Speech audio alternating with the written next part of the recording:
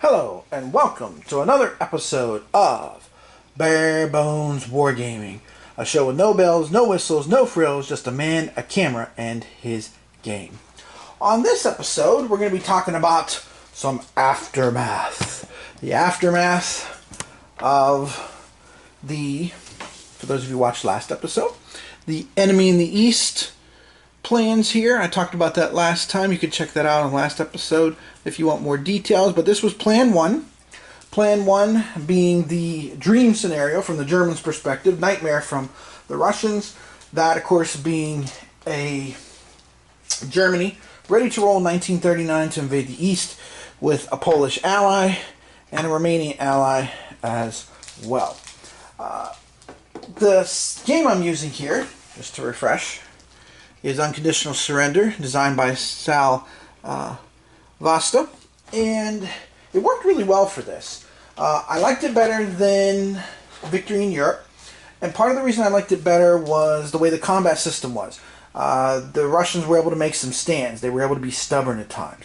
So that to me is important because, you shouldn't just be able to roll over, although clearly the Russians were very inferior in 1939. Both games have really pointed that out. So what I'll just do here is show you real quick.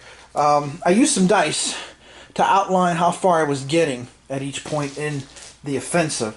So the blue dice is actually where Germany and her allies were at the end of June 1939. I mean, the initial invasion was just brutal. Now, I did make some adjustments. I gave the Russians some extra units based on the East invaded events in the rule book. One of the things I'm going to revisit with this is also trying to determine, how many other Russian units should be available, what should be available earlier, because basically trying to strike the balance between Stalin reacting to Germany making these alliances and also the military reforms, that's going to be tricky to do. Trying to find out the correct balance there. So by July, they had gotten to the green line here. Sweeping through, capturing Kharkov, coming up short at Rostov, and as you can see here, starting to bog down a little bit. I ignored Leningrad. That was a deliberate choice. I kept trying to get the Finns in the war. Both sides did. But the Finns just didn't want to come out and play. They just didn't want to play. So they stayed home, so to speak. Okay.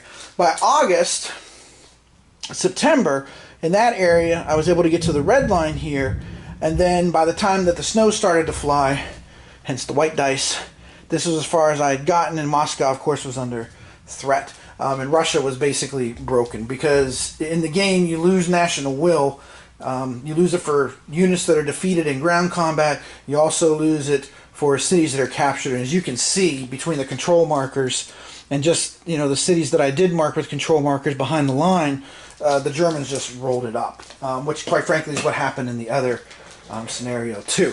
So it's interesting to me because things I've read before basically have said that when Germany attacked the Soviet Union in the summer of '41, that was actually like the perfect moment to strike because they were in the middle of all their reforms and making changes and stuff, and it looks like 1939 would have been a very good time to strike too.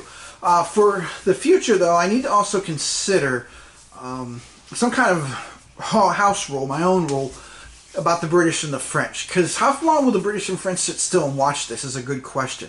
Again, you have to remember, in the 1930s, communism was, again, the baba, that was the boogeyman.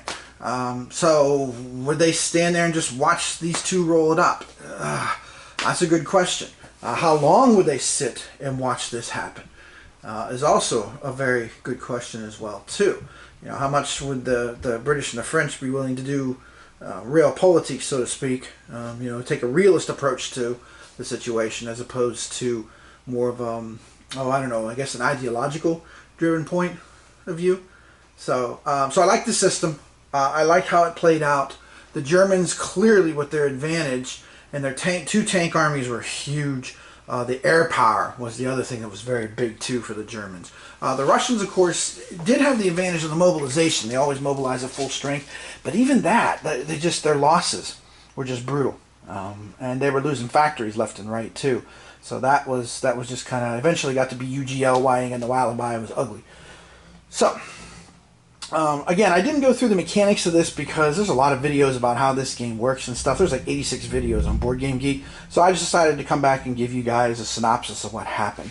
Now, eventually I'm going to come back to this after I think about this for a little bit and look at either this same plan or plan 2 or 3, which plan 2 is neutral Poland, drive through the Baltics. Plan 3 is neutral Poland, drive through the Balkans, with Romania and Hungary as allies at least. But in the meantime, I will show a video covering this. I'm also going to be doing the Rhineland War here in my next episode, sticking with my what if stuff. So this has been Tim Korchnoi for Barebones Wargaming, saying thanks for watching, and I'll see you next time.